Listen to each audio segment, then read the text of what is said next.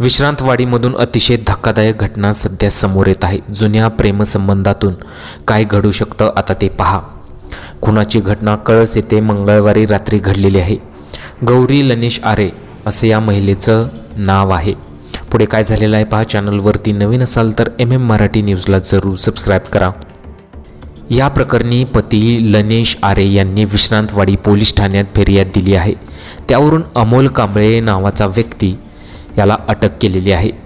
त्या 7 दिवस पोलीस कोठडी सुनावण्यात आलेली आहे।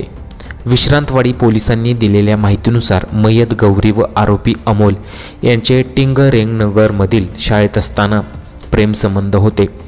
दोघेही लग्न करणार होते, मात्र गौरी ही मूळ गावी रत्नागिरी येथे गेल्यानंतर तिने दुसऱ्याच दिवशी लग्न केले। याचा राग आरोपी अमोल यास होता। गौरी भावाकडे कळस येथे आल्याची माहिती आरोपी अमोल याने गौरीच्या स्टेटसवर बघितली।